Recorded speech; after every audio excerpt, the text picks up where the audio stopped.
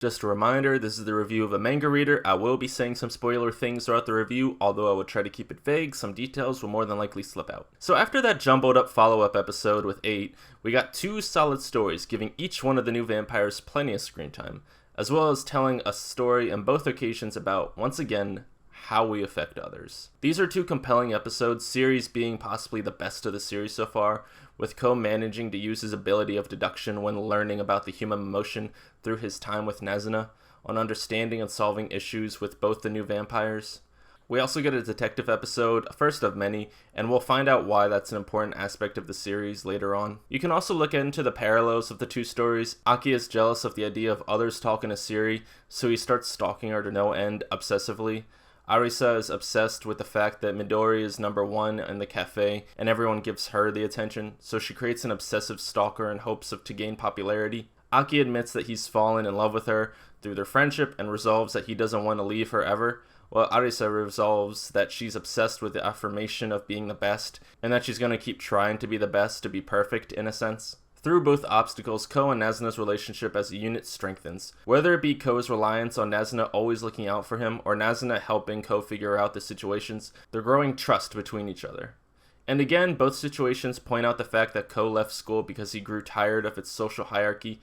He, in truth, is a very smart kid, who just couldn't understand the basics of emotion, nor wanted to put up with the complications of being social anymore. And now, because of his time with Nazuna, is beginning to at least empathize with those who are struggling with their own emotions. Like my earlier review when analyzing Akira, each character almost gives a new example or forms of depression. Siri became exhausted with her lifestyle and grew tired of always doing what she viewed men wanted most. She only listened to the number 1 songs in Japan, only dressed up as how she felt was the most popular existence in the world, and she only communicated through flirting because it's what she only thought men wanted most. Because of that, she can't live a normal life outside how she spends most of her time as a vampire.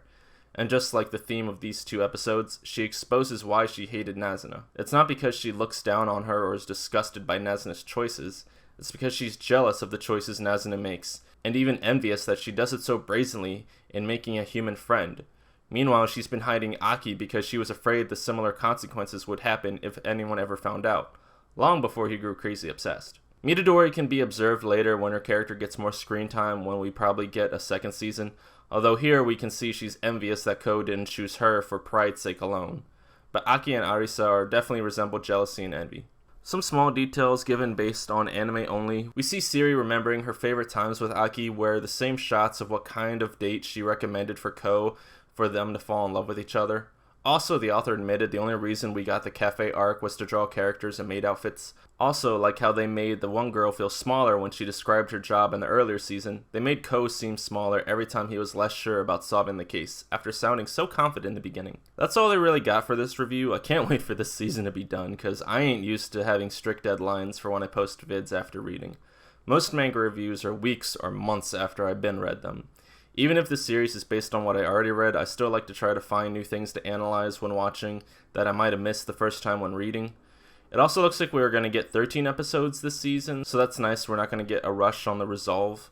Both episodes were stellar. Series was a strong showing of what I believe this series represents, while Midori's cafe episode was a cute inclusion.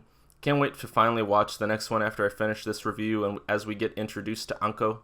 Again, it'll be interesting to see where they move chapters around and if they leave smaller chapters out or not. Anyway, that's all for now. Thank you for watching, and go read a book.